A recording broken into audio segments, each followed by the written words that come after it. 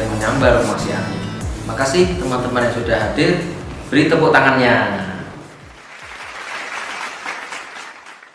Pada kesempatan kali ini saya Saleh Abdul Ghani akan mengajak teman-teman nih bergabung di acara Pergi Kerja. Karena harapannya acara ini bisa jadi penyemangat dan juga akan teman-teman putar pada saat sebelum berangkat kerja ke kantor. Karena ini adalah tayangan perdana, pasti teman-teman penasaran dong isinya apa. Oke, kita cek itu. Assalamualaikum warahmatullahi wabarakatuh. Balik lagi di acara Pergi Kerja bersama saya Saleh Abdul Ghani. Pada kesempatan kali ini saya nggak sendirian ya. Jadi saya dari BPS Kabupaten Malino bersama dengan teman saya yang namanya Anggita. Mbak Anggita. Mbak Anggita ini biasanya dipanggilnya Mbak Anggi ya. Mbak Anggi kalau beda sama saya itu kira-kira 2 tahun. Sedangkan saya sendiri kan alumni Sekolah Tinggi Ilmu Statistik angkatan 57. Jadi kalau Mbak Anggita dulu angkatan berapa itu, Mbak? Angkatan 55. Angkatan 55. Dan saya sendiri di Malino itu sudah 2 tahun. Nah, nggak tahu ya kalau Mbak Anggita berarti sudah berapa tahun tuh Mbak di Malino? 4 tahun sih, ini jalan mau tahun ke-5. Jalan tahun ke-5. Berarti kalau kita tanya nih, menurut Mbak Anggita yang sudah hampir 5 tahun di sini ya, Malino tuh kayak apa sih Mbak? Malino, sepi, Oke. Jauh, panas, sulit. Ini saya bingung ya, kok nggak ada bagusnya sama sekali ini ya. Semuanya saya rasa kayak masih perlu perhatian ya, terutama dari pemerintah maupun masyarakatnya berarti ya. Tapi kalau ngomongin Malino lagi, Malino sendiri itu kan terbentuk di tahun 1997 Mbak ya. Dan saya yang tahu, for your information itu kalau Malino sendiri luas wilayahnya itu hampir sama dengan luas provinsi Jawa Tengah, betul Mbak ya? Betul. Nah, gimana tuh luasnya Provinsi Jawa Tengah dibandingin sama satu kabupaten? Pasti beda banget lah ya. Tapi pada kesempatan kali ini kami dari Badan Pusat Statistik lagi ada kegiatan besar yang namanya sensus penduduk lanjutan. Bener Mbak ya? Kalau sensus penduduk lanjutan sendiri itu kan kata-katanya kan SP lanjutan 2020. Nah, kalau saya mau bertanya, lanjutan, emang mau melanjutkan apa sih Mbak sebenarnya? Jadi sesuai dengan namanya ya, Nah. SP lanjutan. Berarti yang dilanjutkan adalah SP. Itu sensus penduduk tahun 2020 yang sudah kita laksanakan bulan September tahun 2020 lalu. Nah, ini tuh seharusnya kita laksanakan di tahun 2021 kemarin, cuman karena masih pandemi ya, waktu itu lagi ngebum lagi COVID-nya, jadi mau tidak mau kita lanjutkan di tahun 2022 ini. Oh, berarti karena kondisi pandemi yang tidak memungkinkan di tahun 2021, akhirnya kegiatannya dilakukan kembali di tahun 2022 ya. Emang kalau pandemi sekarang nggak ngebum lagi Mbak ya? Karena kalau saya pribadi sih ya, misalnya kayak COVID di tahun 2022 ini memang mungkin bisa dibilang sudah mereda. Tapi kan sebenarnya masih ada kan Mbak? Masih ada sih, cuman kan nggak se-boom tahun lalu ya. Oke, benar banget sih ya. Tapi kalau kita kembali lagi ke konteksnya nih, sensus penduduk 2020 lanjutan, apa sih yang mau dicari Mbak dari kegiatan ini? Kalau di sensus penduduk 2020 kemarin kita kan mau menghitung jumlah penduduk. Nah, kalau yang sensus lanjutan ini tuh lebih lengkap lagi. Jadi banyak indikator yang dihasilkan di sensus penduduk lanjutan, seperti misalnya fertilitas, mortalitas, kemudian migrasi, perumahan, dan lain-lain. Kalau yang saya tahu, tahapnya yang pertama kan ada pemutakhiran dan pendataan lapangan, bener ya? Benar. Kalau pemutakhirannya sendiri dari kapan sampai kapan? Jadi sensus penduduk lanjutan ini tuh dibagi jadi 2 tahap, yaitu yang pertama seperti kata Gali tadi ya, pemutahiran dan pencacahan. Nah, untuk pemutahiran sendiri itu dilaksanakan mulai dari tanggal 15 Mei 15 Mei sampai 31 Mei, sampai akhir bulan Mei. Dan sekarang tanggal 17 Mei, berarti sudah jalan ini Mbak? Iya, ini lagi pada jalan di lapangan. Oke, kalau untuk pemutahirannya sendiri tujuannya itu apa Mbak? Kalau pemutahiran kita mau ini ya, mau ngecek keberadaan keluarga, apakah di lapangan itu masih ada atau sudah tidak ada.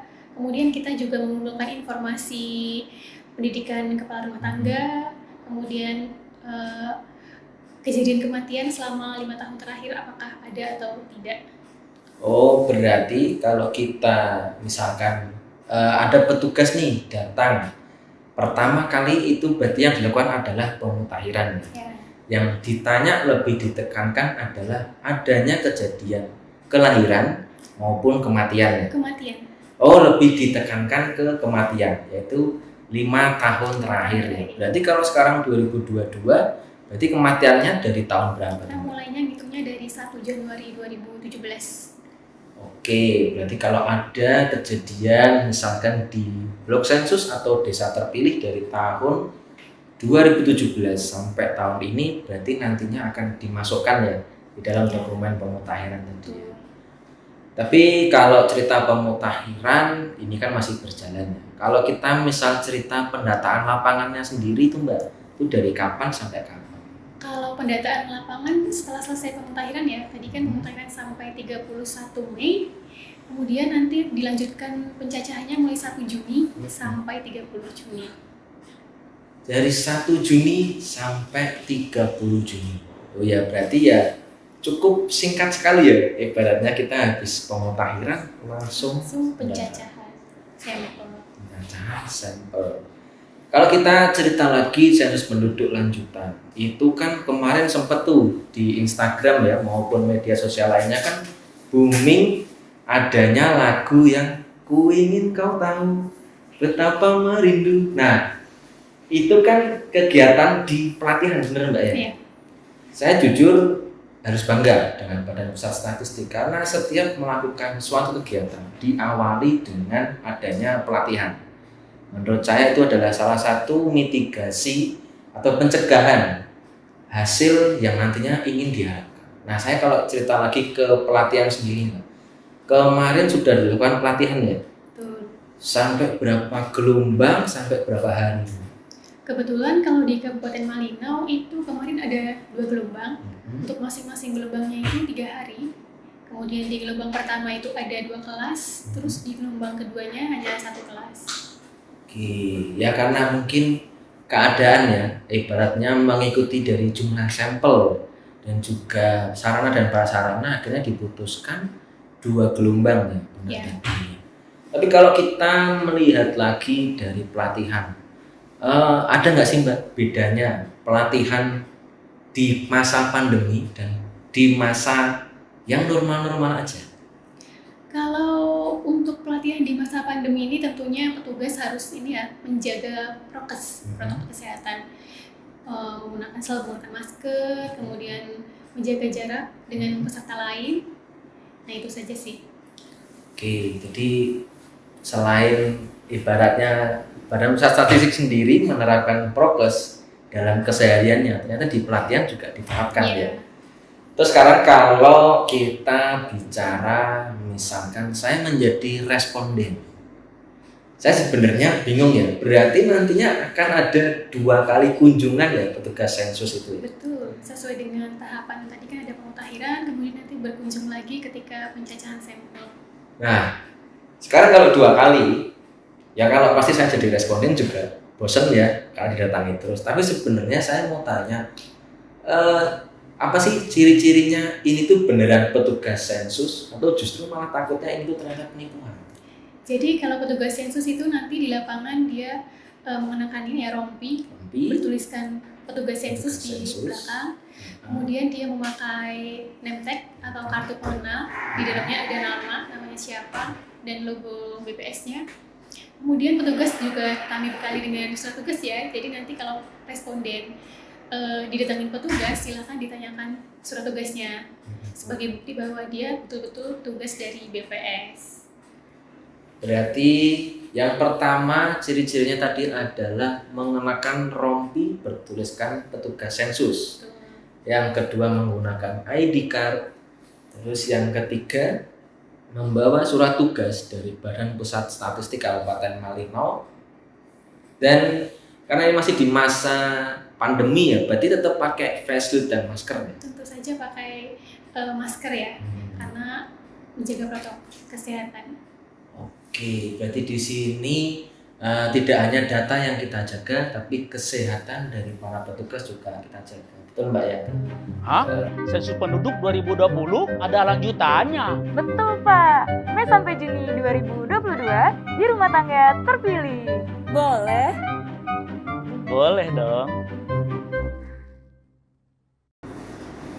Balik lagi di acara pergi kerja. Sebelumnya tadi saya lupa nanya Mbak ya. Kalau sebelum pergi kerja, biasanya Mbak Anggi ngapain? Sebelum pergi kerja, mandi dulu dong. Oke, Terus siap-siap, siap-siap, sarapan, sarapan, berangkat. berangkat. Ini adalah contoh yang bagus ya teman-teman ya, karena banyak teman-teman saya nggak pernah sarapan. Jadi kalau pagi lemes, terus juga pagi hanya berharap sama gorengan yang datang ini. Tapi kalau bisa sosok Mbak Anggi ini patut ditiru. Jadi pagi harus diawali dengan sarapan dan doa. Itu yang paling penting. Betul Mbak ya? Betul. Nah, kalau kita balik lagi ke sensus penduduk lanjutan 2020. Kalau tahun kemarin atau tahun 2 tahun sebelumnya kita pernah melaksanakan SP 2020 yang menghasilkan adalah jumlah penduduk Malino itu 82.000 sekian Mbak ya. Betul. Saya mau nanya dulu, kalau misalkan kita bicara 82.000, berarti kan dari kecamatan A, kecamatan sampai semua kecamatan ya. Malino itu ada berapa kecamatan sih Mbak? Malino ada 15 kecamatan. Ada 15 kecamatan, total penduduknya adalah 82.000 ya. Kalau saya tanya lagi nih Mbak, jumlah laki-lakinya itu kan kalau saya lihat ada 44.000. Sedangkan jumlah perempuannya adalah sisanya ya. Berarti kalau di Malino banyak cowoknya, sedikit ceweknya, betul Mbak ya? Betul.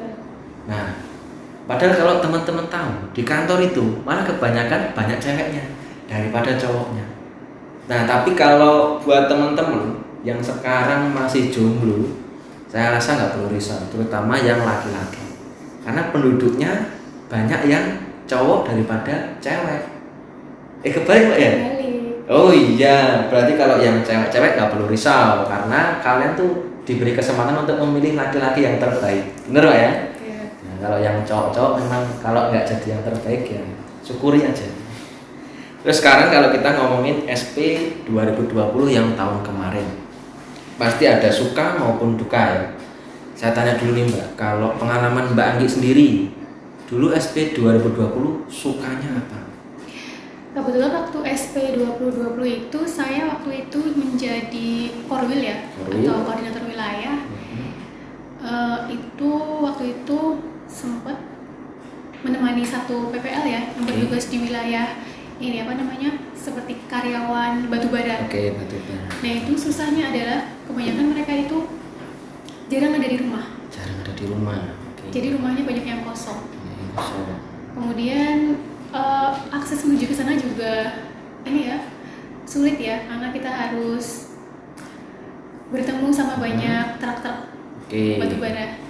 Oh, karena tadi ya ibaratnya menuju Medan ya di sini karena perusahaan batubara dan juga jalannya namanya jalan batubara ya, nggak semulus jalan aspal di sini. Itu kan kalau dukanya, sukanya ada nggak?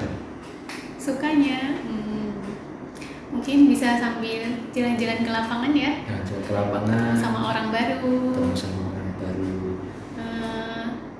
punya banyak temen PPL. banyak teman PPL ya. Betul sekali ya Pak yang dikatakan Mbak Anggi. Apa namanya, kalau Badan Pusat Statistik memang banyak sekali merekrut mitra maupun petugas lapangan ya. Tapi juga saya melihat ke depannya bukan hanya sebatas kerja aja, tapi ternyata masih berlanjut sampai saya kadang merasa kayak keluarga sendiri yang sudah kita jadikan bagian dari Badan Pusat Statistik. Nah, kalau sekarang itu yang pernah Mbak Anggi alami ya. Kalau saya mau tanya nih Mbak, dari duka maupun sukanya tadi, ada nggak pesan-pesan buat petugas sensus nantinya pada saat pergi kerja atau pergi ke lapangan? Kalau untuk teman-teman PPL ya, di sensus penduduk lanjutan atau long form sensus penduduk 2020 ini tetap semangat, jangan mudah menyerah. Kalau misalnya nanti di lapangan menemui kendala, silahkan langsung konsultasikan dengan Kortim atau nanti bisa juga ke Koseka. Jadi kalau misalnya baru pertama turun itu wajar. Kalau misalnya masih menemui kendala tadi ya, atau misalnya kagok ya, atau grogi gitu masih wajar. Nanti lama-kelamaan insya Allah akan lancar. Jadi tadi ya kata-kata penyemangat dari Mbak Anggi, karena saya harapkan teman-teman petugas sensus berangkat dalam kondisi sehat dan pulang juga sehat juga Mbak ya. Tapi ada pesan nggak Mbak ini buat para responden? Karena tadi kan petugas sensus kalau ketemu yang responden susah udah disemangati, tapi kalau pesan untuk respondennya sendiri ada nggak? Kalau untuk responden, untuk seluruh warga Malinau atau masyarakat Malinau, mohon terima kedatangan petugas kami karena jawaban Bapak Ibu semua akan sangat berguna untuk pembangunan di Kabupaten Malinau. Ingat ya teman-teman, jawabannya sangat berguna untuk pembangunan, dan Badan Pusat Statistik Kabupaten Malinau menjamin kerahasiaan data dari jawaban Bapak Ibu maupun teman-teman. Oke, untuk hari ini saya rasa cukup. Kalau memang ada salah kata baik dari saya pribadi maupun tim, saya minta maaf ya, karena ini juga perdana dalam acara pergi kerja. Oke, kalau begitu sampai jumpa di pertemuan selanjutnya.